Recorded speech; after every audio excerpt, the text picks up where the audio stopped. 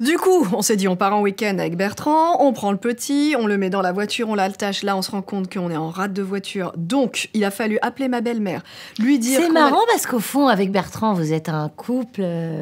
tout ce qu'il y a de plus classique, en fait. Bah oui, pourquoi? Ah, quand même, il a une sexualité dite chelou.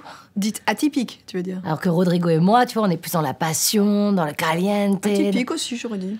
Bah alors Maud, qu'est-ce qu'un couple Eh bah tu vois, ça ferait un bon sujet d'émission pas du tout prévu, alors qu'en fait, si, tout est écrit à l'avance. Chut, Maud. Alors, parlons peu, parlons couple. Tu vois, ça c'était écrit. Chut, on a dit qu'on disait pas. C'est écrit. Arrête. Écrit. Oh.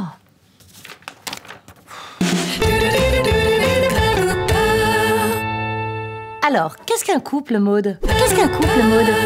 Un couple, ce sont deux personnes unies. C'est tout, là? Fin de l'épisode? Bah quoi, c'est déjà pas mal? Bah vas-y, toi, c'est quoi ta définition du couple? Bah je sais pas, moi je vois deux personnes qui se connaissent pas, qui marchent, tu vois, le long des berges, et puis à un moment il y a un pont, ils se retrouvent, ils décident de faire un pas vers l'autre et de faire un bout de chemin ensemble. Oh, c'est quoi cette philosophie de samedi soir accoudé au bar, là? Mais non, mais je veux dire, un couple c'est pas dépendant l'un de l'autre, tu vois, ça fait pas qu'un, quoi. Parfois c'est pas mal de faire qu'un. Bon, on parle sérieusement, Juliette. Bah je suis sérieuse. Non mais je veux dire, c'est pas 1 + 1 = 2, c'est 1 + 1 plus tous ceux qui sont seuls, plus lui, plus elle. Stop! Je disais, c'est 1 + 1 + 1 = 3. Toi, moi, le couple. Ah, bah voilà qui est intéressant. Merci. Finalement, toute cette théorie à la mort moelle-neu a du sens. Toi, tu sais complimenter. Les différents types de couples. Oui, parce que finalement, il n'y a pas un seul portrait type de couple. Oui, il y a les couples parfaits. Non, ça n'existe pas, Juliette. Première nouvelle. Rodrigo, il paraît qu'on n'existe pas. Hein. Non, mais je voulais dire qu'il y a souvent un seul type de couple représenté. Il suffit de regarder les comédies romantiques américaines. Alors qu'il y a des couples hétérosexuels, mais il y a aussi des couples bisexuels, des couples asexuels, des couples homosexuels, des couples... Menstruels. Non, ça n'existe pas. Ah, pardon, je pensais qu'on en était au jeu des rimes. Non, pas du tout. Il y a aussi des couples monogames, des couples polygames. Oui, alors attention, hein, parce que si toi, tu penses que t'es monogame dans ton couple, mais que vous vous êtes pas mis d'accord, et que ton partenaire amène une tierce personne prénommée Igor, par exemple, eh ben ça fout la merde. Oui, alors ce que voulait dire Juliette, c'est que tout le monde doit être consentant dans cette histoire-là. Merde. Voilà. Les conseils pour faire durer son couple. Honnêteté. Respect. Confiance. Communication. Partage. Soutien. Empathie. Amour. Grosse poilade. Et déjà, avec ça, vous pouvez faire un bon bout de chemin ensemble.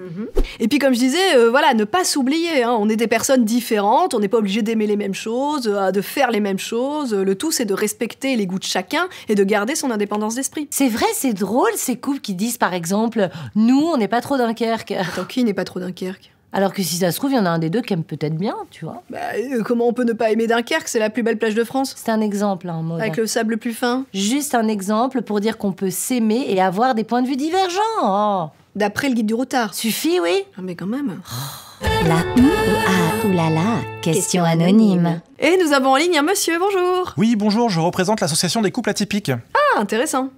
Parce qu'on dit souvent que qui se ressemble s'assemble, mais on dit également les opposés s'attirent.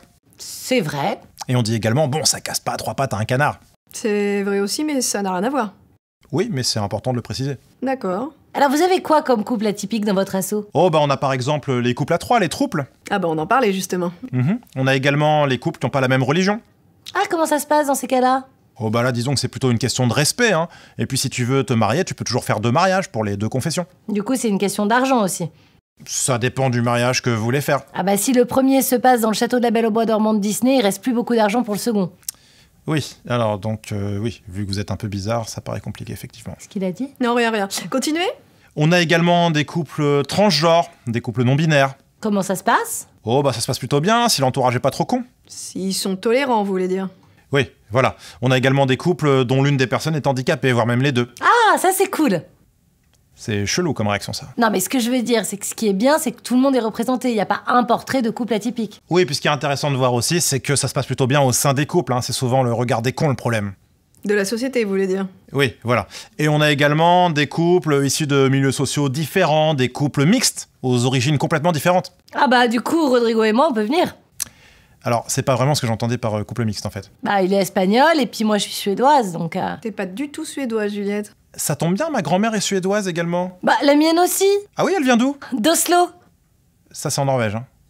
D'accord, donc tu vois, je commençais à bien l'aimer, là, je le trouve limité. En revanche, vous feriez un très bon couple atypique dans notre asso parce qu'on n'a pas encore de couple chelou. Au revoir, monsieur. Et c'est la fin de ce numéro. Ah, et excusez-moi, on n'a pas une d'entre vous qui aurait un animal de compagnie dont elle serait très proche? C'est pour un nouveau couple atypique. Et c'est moi la fille chelou. C'est pas chelou. Yaya. Jager det bra Oshdu. C'est ma grand-mère suédoise. Elle a la même voix que Siri, ta grand-mère suédoise? Jager det bra Oshdu. Ya. Eh, tu veux du lol, du fun, du rigolo? Viens voir nos chaînes perso. La ringarde. Abonne-toi